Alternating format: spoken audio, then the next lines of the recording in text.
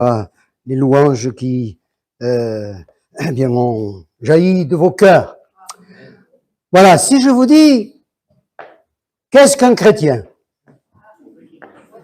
Qu'est-ce que c'est? Allez, dites.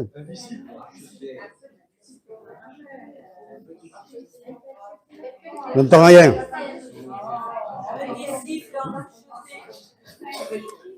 Alors, déjà, on peut dire ce que ça n'est pas. Ce n'est pas quelqu'un qui a hérité d'une culture particulière. Hein. Nous vivons, paraît-il, peut-être de moins en moins d'ailleurs, dans un pays de tradition, de culture judéo-chrétienne. C'est pas ça un chrétien. C'est plus que ça. Être un chrétien, c'est pas avoir hérité d'une tradition religieuse familiale. Non, non. Un chrétien, c'est beaucoup de choses à la fois. C'est quelqu'un qui, à l'écoute de la parole de Dieu, a réalisé un jour qu'il est un pécheur, perdu, voué à la condamnation. Et recevant cette révélation, il est amené à se repentir, à s'humilier, à demander pardon.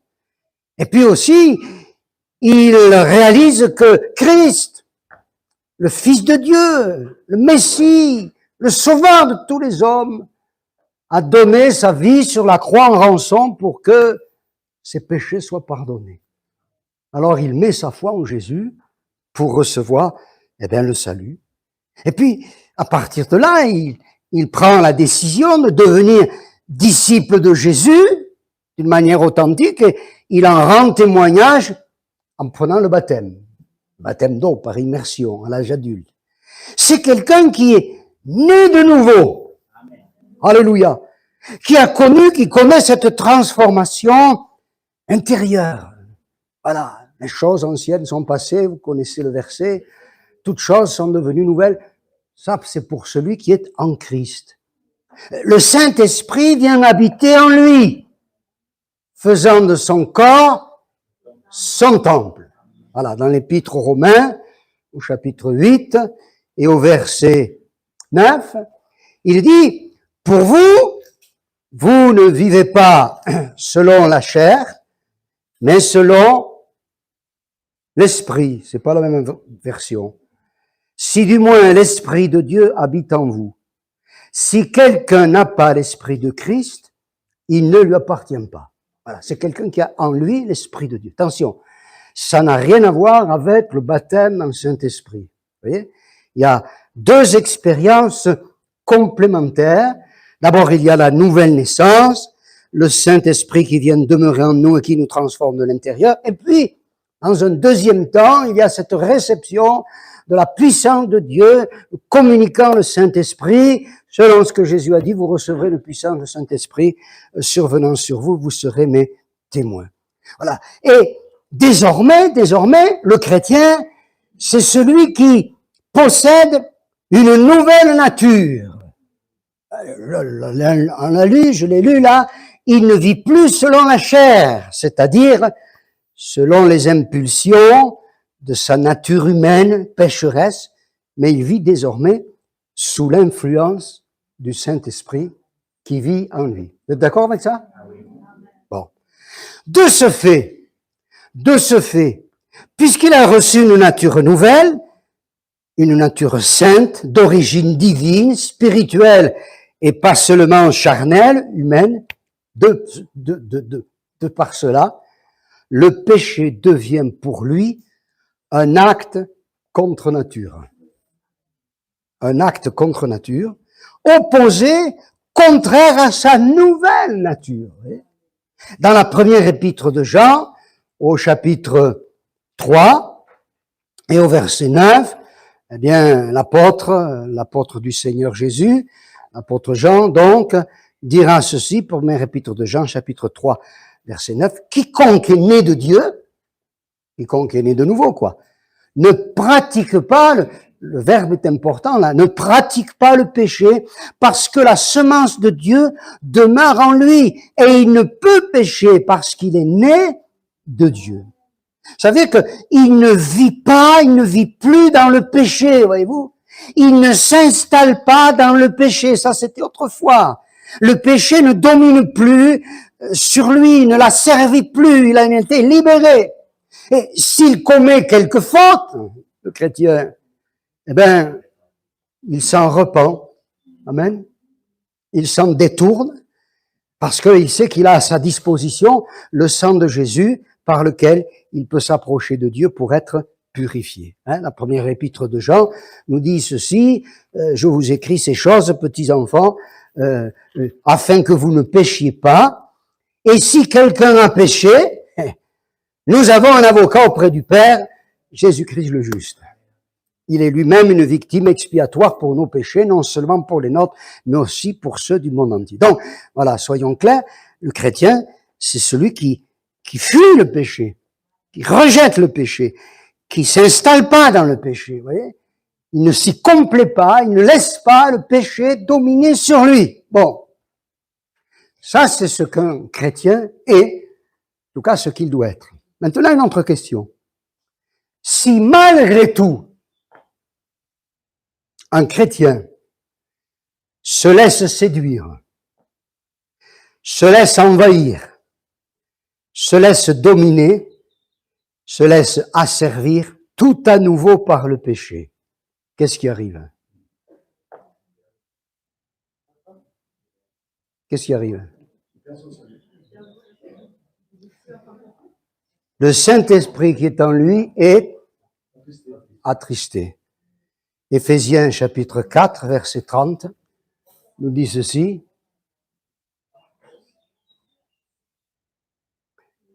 La version que j'ai, moi, dit « N'attristez pas le Saint-Esprit.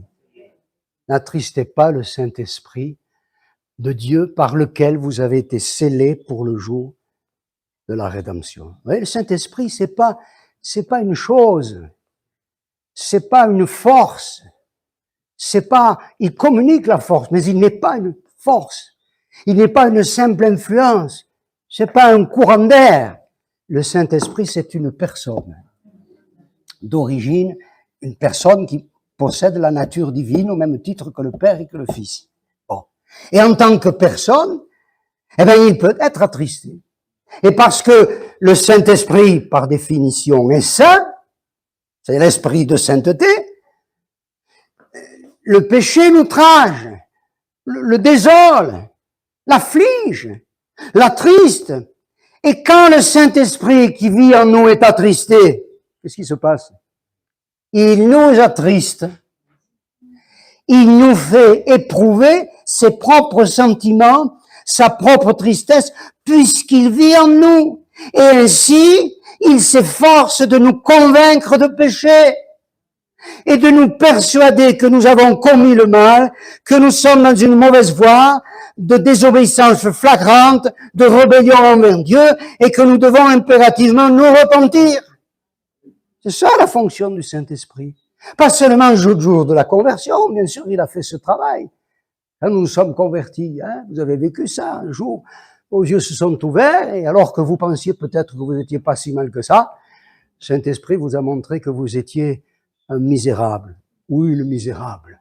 Et vous êtes humilié, saisi de confusion devant Dieu, vous avez été convaincu de péché et tas de choses sur lesquelles vous aviez passé allègrement, vous ont paru particulièrement horribles, odieuses. Aux yeux de Dieu, vous êtes humilié, Dieu vous a fait grâce. Et lorsqu'un chrétien s'installe ou revient dans une situation qui était la sienne précédemment, eh bien, le Saint-Esprit met la pression pour le convaincre de péché. C'est ce que Jésus a dit dans l'évangile de Jean, chapitre 16, au verset 7 et 8, n'est-ce pas? Ça va s'afficher. Cependant, je vous dis la vérité, vous êtes avantageux que je m'en aille, car si je ne m'en vais pas, le consolateur, c'est le nom que Jésus donne au Saint-Esprit, ne viendra pas vers vous, mais si je m'en vais, je vous l'enverrai. Et la suite dit, et quand il sera venu, il convaincra le monde, et nous en faisons partie, de l'humanité, en ce qui concerne le péché, la justice et le jugement. Bon, alors maintenant, qu'arrive-t-il si au lieu de se laisser convaincre, on fait la sourde oreille? on endurcit son cœur, on résiste, on s'oppose à cette conviction de péché. Autrement dit, on refuse de se repentir. Qu'est-ce qui se passe? Eh bien, il se passe qu'on se sent de plus en plus mal. De plus en plus mal. De plus en plus tourmenté, je vais vous étonner peut-être, par le Saint-Esprit. De plus en plus tourmenté par le Saint-Esprit. Et ça, c'est une preuve de l'amour de Dieu, qui veut pas nous laisser dans le triste état dans lequel nous sommes, n'est-ce pas? Et qui insiste vigoureusement pour qu'on sorte sans tarder de notre situation de péché dans laquelle on s'est à nouveau installé. Regardez David. Alex nous prêche sur David ces temps-ci. Je pense qu'il va aborder cette question. David, l'homme de Dieu, hein? L'homme selon le cœur de Dieu. Vous vous rendez compte?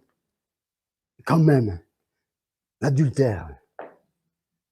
Vous voyez, je lisais là quand il est subjugué par la vue de Bathsheba. Alors, le texte dans la Bible seconde nous dit qu'il est envoyé la chercher, mais c'est pas tout à fait ça. C'est pas, vous voudriez bien venir chez le roi? Non, c'est pratiquement un kidnapping qu'il a fait. Hein? Il a volé la femme d'Uri de l'Héthien. Et puis on connaît la suite. Hein? L'affolement général, quand Bathsheba se trouve enceinte, il a essayé un stratagème, ça n'a pas marché. Vous savez, le péché en entraîne toujours un autre, lorsqu'on s'y installe. Et finalement, le meurtre. Pourtant, un homme qui avait l'Esprit de Dieu, vous vous rappelez, dans le livre de Samuel, hein, Samuel le prophète qui loin d'huile, là, la corne d'huile répandue, et il dit, l'Esprit de Dieu saisit David à partir de ce jour et dans la suite. Et quand il eut péché, et qu'il s'est installé dans cette situation, voilà l'état dans lequel il se trouvait intérieurement. Lisez avec moi. Alex y a fait allusion tout à l'heure. Psaume 32, versets 3 et 4. Psaume 32, versets 3 et 4. Tant que je me suis tu, c'est-à-dire tant que je me suis bloqué, j'ai refusé de me repentir, mes os se consumaient intérieurement, vous voyez. C'est comme s'il y avait un feu intérieur qui me dévorait. Je gémissais toute la journée. Autrement dit, j'étais malheureux comme c'est pas possible de l'être. Nuit et jour, ta main, la main du Seigneur, non, c'était pas le diable, hein. La main du Seigneur s'appesantissait sur moi.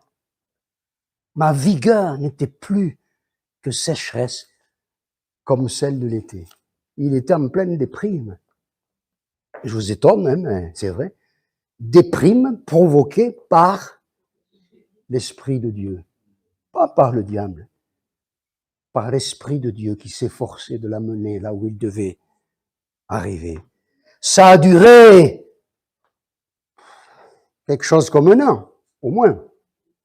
Puisque l'enfant a eu le temps de naître, dans 9 mois, quelques mois de plus, et David savait bien ce qu'il fallait qu'il fasse, mais il s'y refusait.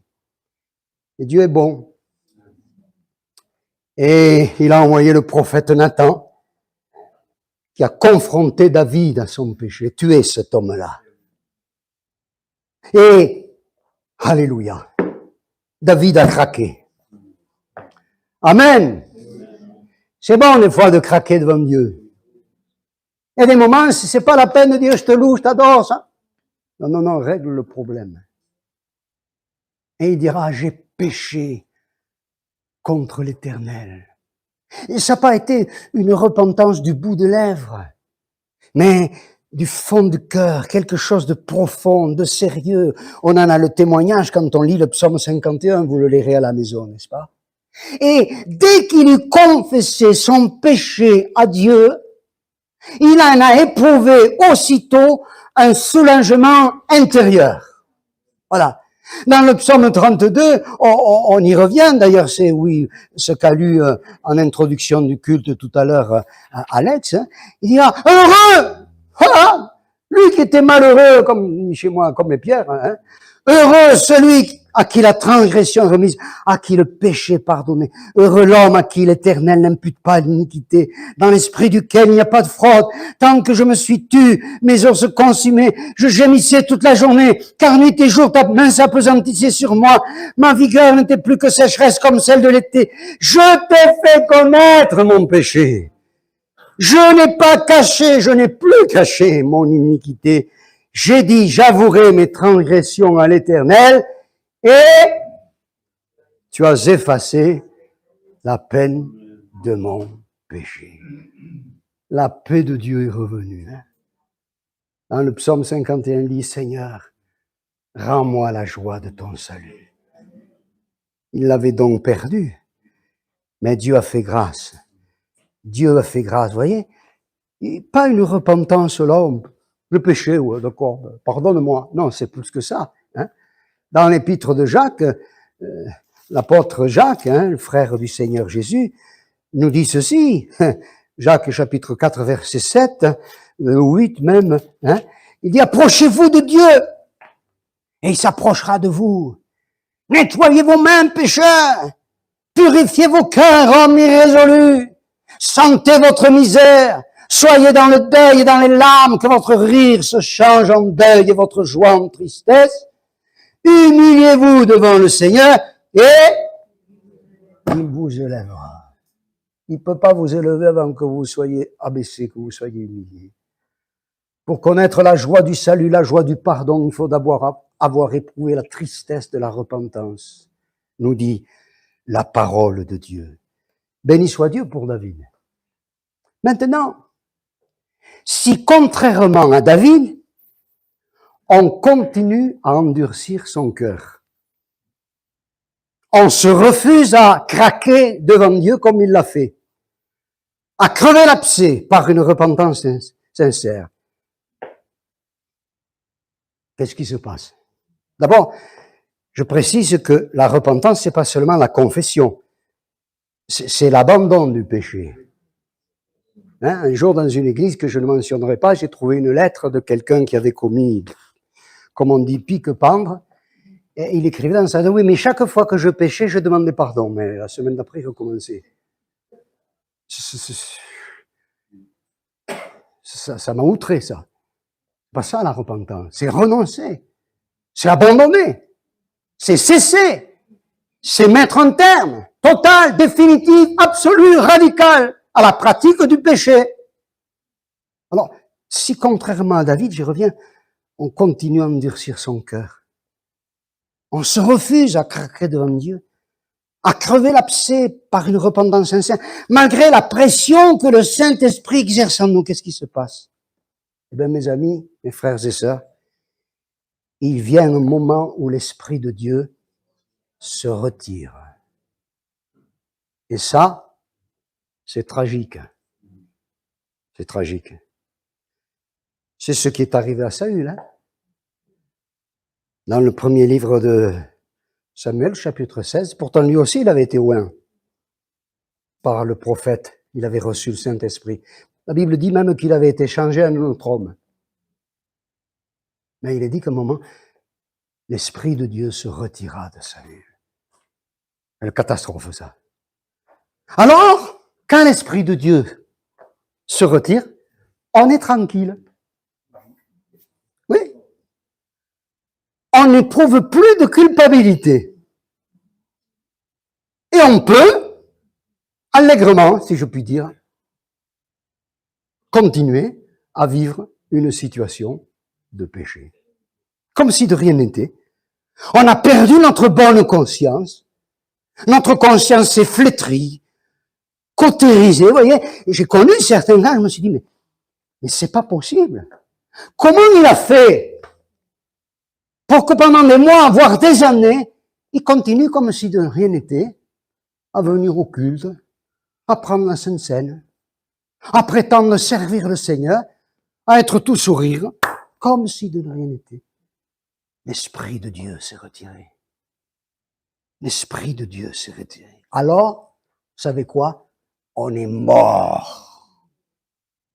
On est mort. Mort spirituellement. On perd le salut et on est à nouveau passible du jugement de Dieu, de la condamnation de l'enfer. On revient à la situation précédant notre conversion. 2 Pierre, chapitre 2, verset 20, nous dit ceci. 2 Pierre, chapitre 2. En effet, si après s'être retiré des souillures du monde par la connaissance du Seigneur et Sauveur Jésus-Christ, ils s'y engagent de nouveau et sont vaincus. Vous voyez, c'est pas une erreur passagère dont on se détourne rapidement. On s'y engage de nouveau et sont vaincus.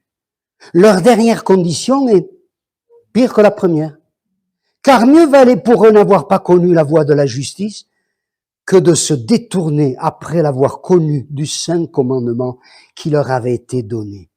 Il leur est arrivé ce que dit un proverbe vrai, le chien est retourné à ce qu'il avait vomi, et la truie lavée s'est vautrée dans le bourbier. C'est pas très flatteur, mais c'est très évocateur, l'image.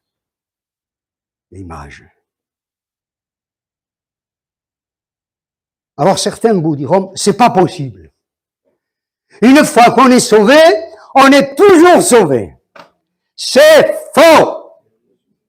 Si vous lisez ça quelque part, si vous entendez ça sur Internet, si on vient vous raconter ça, ne le croyez pas, c'est faux. Regardez, Hébreux chapitre 10, verset 26. Il dit, car si nous péchons volontairement, après avoir reçu la connaissance de la vérité, notez l'adverbe, volontairement, il ne reste plus de sacrifice pour les péchés, mais une attente terrible du jugement et l'ardeur d'un feu qui dévorera les rebelles. Celui qui a violé la loi de Moïse meurt sans miséricorde sur la déposition de 2 ou de 3 témoins. Ça, c'était dans l'Ancien Testament. De quel pire châtiment pensez-vous que sera jugé digne celui qui aura foulé aux pieds le Fils de Dieu, qui aura tenu pour profane le sang de l'alliance par lequel il a été sanctifié, donc il était bien converti auparavant, et qui aura outragé l'esprit de la grâce. Car nous connaissons celui qui a dit, à moi la vengeance, à moi la rétribution, et encore, le Seigneur jugera son peuple.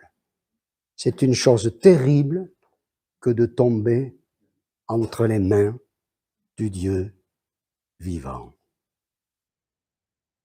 Bien sûr, on ne perd pas le salut par inadvertance, par étourderie, ni par hasard. On ne perd pas le salut comme on perd un trousseau de clés, où je l'ai mis. Hein. Non. Il y a là, dans le texte que nous venons de lire, tout un processus, toute une démarche, une dégringolade dans laquelle on ne s'engage pas fortuitement, mais c'est écrit volontairement. David, il a senti le danger. C'est pourquoi dans le psaume 51, verset 12-14, il dira, Seigneur, ne me rejette pas loin de ta face.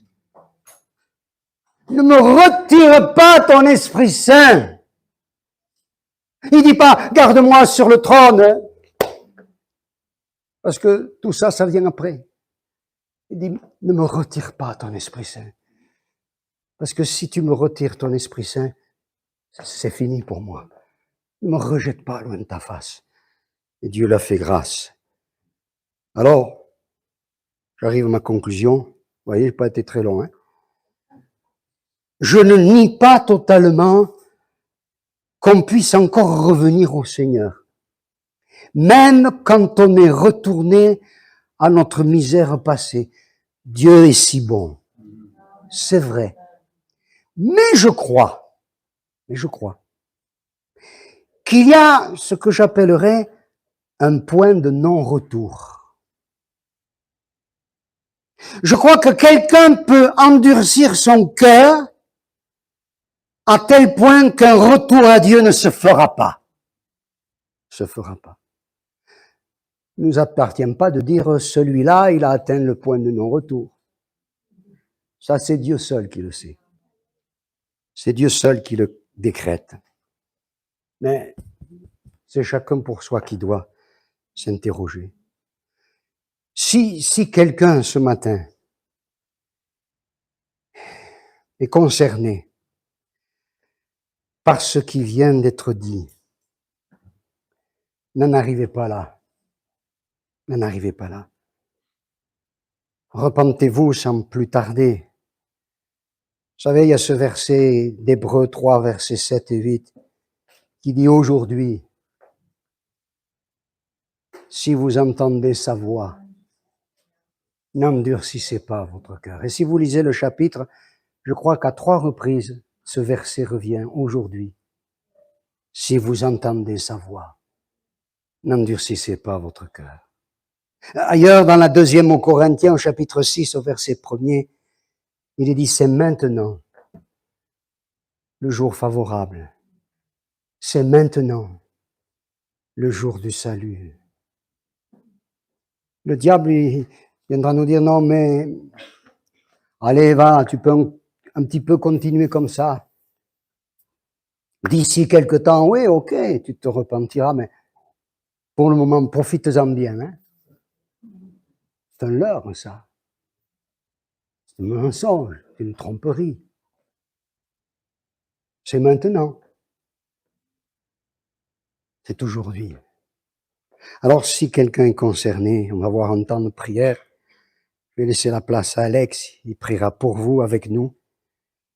Si vous aviez besoin de prière, parce que des fois, moi, il y a parfois, bien sûr, on ne va pas passer au confessionnal les uns après les autres, mais ça m'est arrivé des fois que des frères sont venus, alors que personne ne savait rien, confesser leur faute, vous voyez. Bien sûr, ils voulaient demander pardon à Dieu, mais ils avaient besoin d'être aidés dans la prière.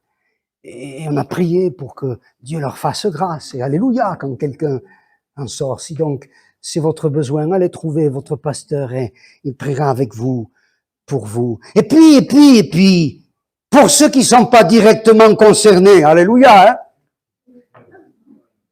quand même, connaissez le proverbe qui dit qu'il vaut mieux prévenir que guérir. Parce qu'on est tous faits de la même pâte, hein. On est tous fragiles et vulnérables. Non, non, non, non, non. On n'est pas costaud, on n'est pas solide, on n'est pas inaccessible à la tentation. On ne peut pas se réclamer des expériences passées ou présentes. Non, non, non, le diable rôde comme un lion rugissant, cherchant qu'il dévorera. Alors, vous savez que Jésus l'a dit, hein, veillez et priez. L'esprit est bien disposé, mais la chair est faible. Veillez et priez afin de ne pas tomber dans la tentation. Alex, tu veux venir s'il te plaît, et tu termines comme tu l'entends. Alléluia. Amen. Alléluia. Je crois que dans ces moments qui sont solennels, comme une fois, on va être sérieux et donner l'opportunité à quelqu'un, comme a pu le dire, vient de le dire, Alain, pouvoir prier. On n'est pas là pour étaler nos problèmes, nos difficultés. On n'est pas là pour voilà, dire. Mais à un moment donné, je crois qu'il faut également du courage. Du courage pour dire, ben, oui, ce matin, j'entends la voix de Dieu. J'entends son esprit me parler. Et je décide d'abandonner. Il faut qu'il y ait une décision. Sinon, ça restera que des choses à remettre encore et toujours pour le demain. On verra plus tard. Et je crois qu'on va, voilà, c'est pas trop tard, prendre le temps dans la présence de Dieu. Je veux laisser le Seigneur agir. Peut-être Hélène peut venir au piano. Gloire à Jésus. Tout à l'heure, Alain a dit quelque chose d'important. Parce que quand le Saint-Esprit nous reprend, quand Dieu nous reprend, par le biais du Saint-Esprit. Il est toujours amour pour chacun et chacune d'entre nous. On va chanter ce chant qui nous dit « Non, il n'existe pas un amour si grand. Je n'ai besoin de rien, car en lui, j'ai tout trouvé. » Quand on trouve l'amour de Christ, il y a une satisfaction qui vient au fond de notre cœur, qui est là, qui nous comble. Et je crois qu'on ne doit pas passer à côté de ce que le Seigneur veut faire ce matin. Tu peux refuser et repartir comme tu es rentré. Mais également, alléluia, tu peux repartir de ce lieu, transformer, changer, en laissant peut-être ce qui t'empêche d'aller plus loin avec notre Seigneur. Alléluia. On va chanter ce chant et après ce chant, on va vivre un temps de célébration au Seigneur. Et puis, on va prier pour tous ceux et celles qui ont besoin de la grâce de Dieu. Alléluia.